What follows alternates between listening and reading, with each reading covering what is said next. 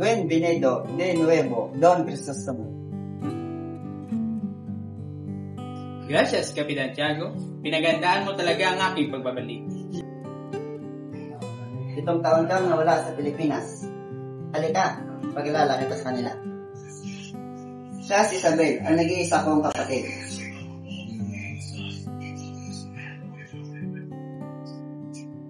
Siya si Don Tiburcio, asawa ni Doña Victorina, isang doktor.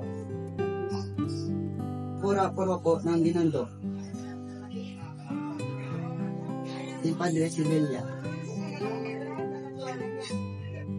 Siya naman si Padre Limaso, ang pura-puro po ng San Diego sa loob ng 2 taon.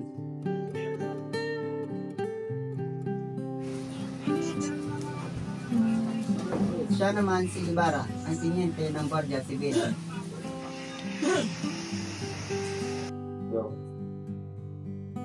Ayun na kayo. Wala ko ng papaya sa Pilipinas. Oh, ano pa ang hinihintay natin? Magsiupo na tayong lahat.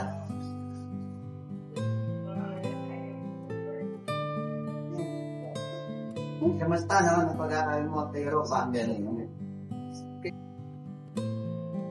Mabuti naman po, Don Tiago. Hindi lamang dagdag kaalaman sa siyensya ang aking nakuha, bagkus naintindihan ko din ang iba't ibang pamumuhay ng mga taong aking nakakalamuha. Ngunit ikas sa mga mangmang ang mga Indio kahit saan pa sila mag-aaral. Totoo bang maganda yung tanawin sa ibang bansa? Hindi ko ikinakailan ng magandang tanawin. Ngunit hindi ko rin ipapatalo ang bansa kung saan ako isinina.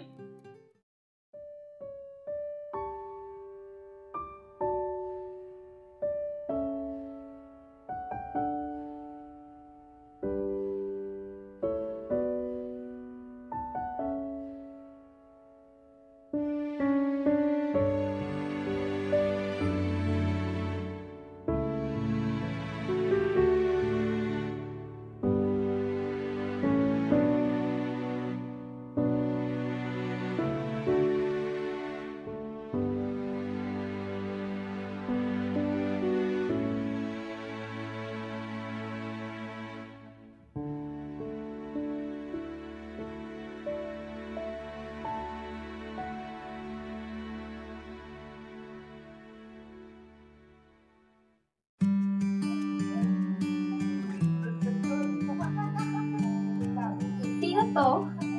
Nagbalik ka? Alam mo naman babalik at babalikan kita. Kala ko nga ay nakalimutan mo na ako. Ang dami kayong magagandang babae sa ibang bansa. Kailanman hindi ako Wala sa iba. Ikaw lang ang mamahalin ko.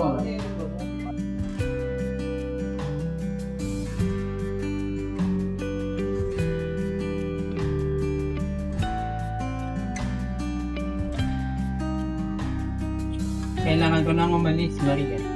Sapagkat pupunta pa ako sa puntod mo.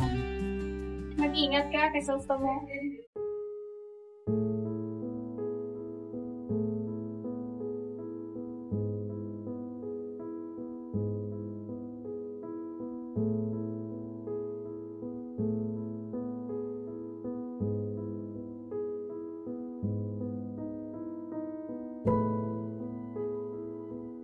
Ikaw po ba ang anak ni Don Rafael? Opo, bakit? Pinapalit po ang kanyang labis sa isang Chinese cemetery, ngunit makapal ang ulan ng gabing iyon, kaya tinapon ko na lamang siya sa isang ilog. Pasensya po. Sino naguto sa iyo na ilipat ang labi ni Ama? Ang kura paroko ng San Diego.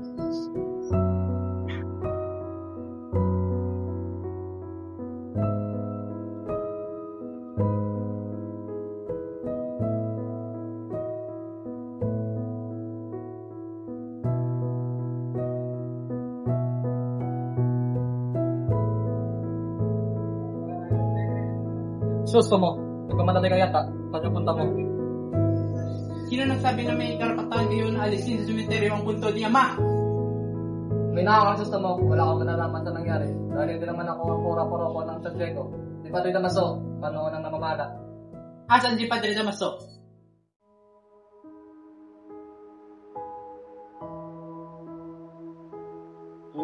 Asan si Cecilio Crispin? Hindi ko alam. Ano ba yan? Sabong mo na ako? Tirahan mo na ako ng sahod nila? Bakit ko ito ang pera? Hindi ko akong kumuha ng pera. Hindi ka taga-amin! Wag! Wag po!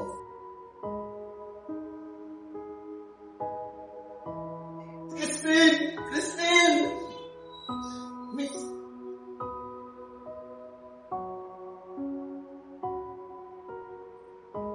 Ikaw naman ang inay. Christine! Gumising ka! Christine!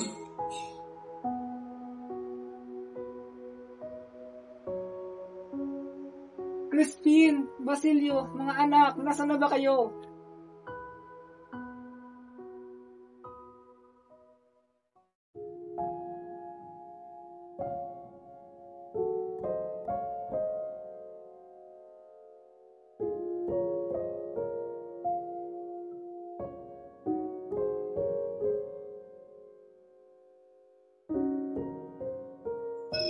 Asan si Elias? Wala dito serious. Pinapalasan niya sa Padre Damaso. At ikinapo ng isang baris putikan. Kailangan niyang matagot dito. Wala dito serious. Maaari na kayong lumabas. Magandang umaga po, Makas. Nais ko pong humingi ng payo sa bala kong magpatayo ng paaralan. Hindi ito maunawaan sa ngayon. Ngunit sa susunod, masaling naiiyak na maiintindihan nila ito sapagkat sila'y matalino at malalamang hindi maihahampi sa panahon ng kanilang mga nuno. Sundin mo ang payo ng mga nakakataat at ipakita na ang iyong ginagawa ay ayon sa kanilang kagustuhan. Payo ko lamang sa iyo ay muna mula sa ulo ng mga harian. Maraming salamat po, Mang Casio. Muna na po ako. Gawa ka ng Diyos, anak.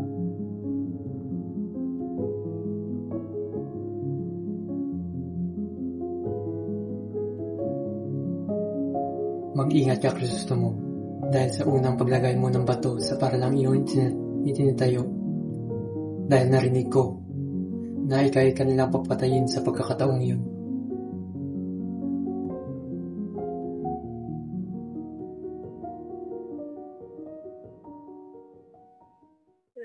Kamusta na kaya ang labi ng ama mo?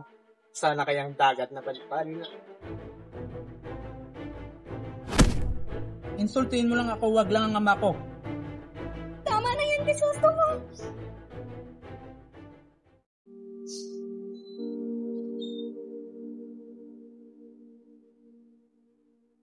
Kalat na ang balitang hindi matutuloy ang kasal niyo ni Maria Clara. Itinuturing ka ng ekskomunikado dahil sa pagtakang pagkatay kay Padre Damaso. Hindi ako papayag na hindi matuloy ang kasal namin ni Maria. Huwag kang mag-alala doon, Crisostomo. Kukumbinsihin ko si Kapitan Tiago na payagan iyong ikasal ni Maria at kakausapin ko ang Arsobispo ng Maynila na alisin ang ekskomunikado niya. Kung gayon, maraming salamat, Kapitan.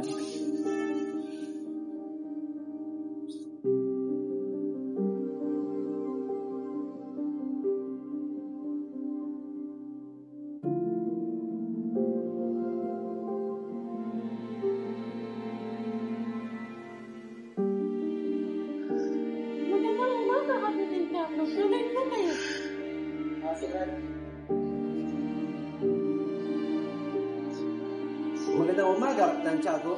Nako, inaapoy na naman ang anak mo, Kapitan Tiago. Adios, Don Tiburcio. Magalingin mo ang aking anak. Huwag kang mag-alala.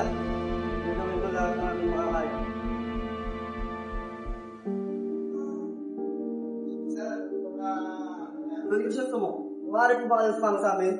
Bakit? Ano ba ginawa ko? Ikaw tinuturo ng pinuno ng pag-aalsa sa mga Guardia Civil. Wala akong kinalaman dyan. At ba? Bitawan niyo ako. Alam niyo ba, sa Maria Clara, ang bukod tang dinidini dito sa bayan ng San Diego, ang ubod ng kagandaan at kabaitan? Tama ka. Ganyan ang gusto ko sa isang binibins. Gising doon, Justus. Yes. Anong ginagawa mo dito? Pinatakas po kita dito. Hindi na kayo. Nais ni Alfonso na hindi ng pamahay ni Maria Clara o para ka ba ng Tiago? Wala naman sa aking problema. Basta alagaan niya lang ang aking anak. Ayoko, Mama!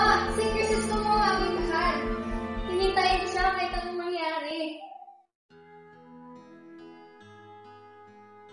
Maria! Maria! Crisostomo!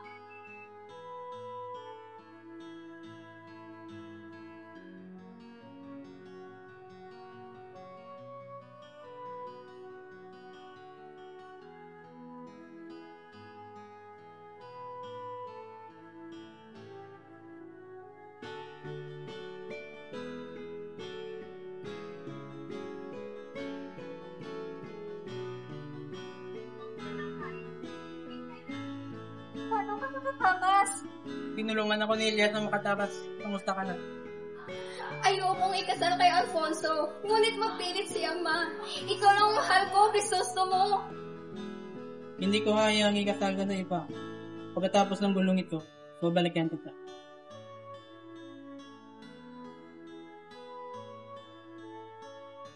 Don Crisostomo, andyan ang mga paroko. Ayun si Bara! Barilin mo!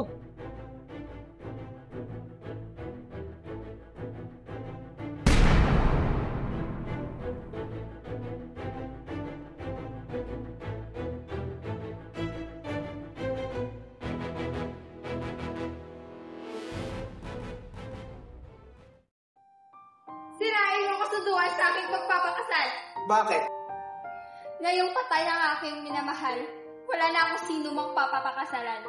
Magpapakamatay na lang ako, ipilit niyo akong magpakasal. O papasok pa na ako sa kumbento kung hindi man.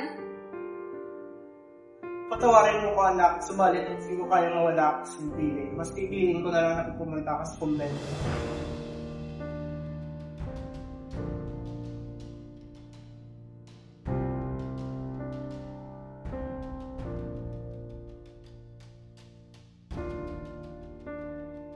Anak ka ba niya? Opo. Mag-ipon ka ng maraming kahoy at ibunto ng bangkay naming dalawa. Pagkaraan, silipan mo ito hanggang sa may ako. May malaking kayamanan na nakapaon sa puno ng balete. Hulin mo iyon kung walang kumuha at yaminin mo sa iyong pag-aaral. Ako ay babawian ng buhay na hindi makikita ang pagbubukang liwayway ng aking bayan at ng aking minamahal. Sa mapalad, huwag lamang limutin ang ganap ng mga nasawi sa dilim ng gabi.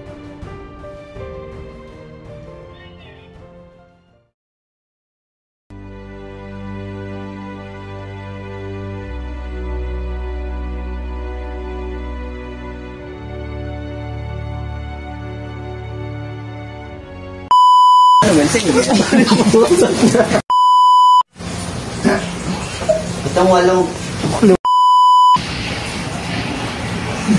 Hindi ko na magawa. siya naman. Hindi na kayo, nahanda ko na ang pagkain.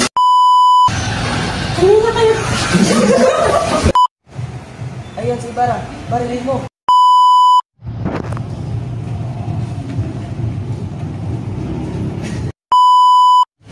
Go!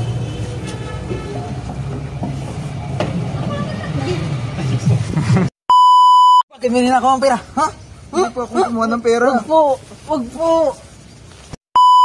Hey, in 3, 2, 1, action!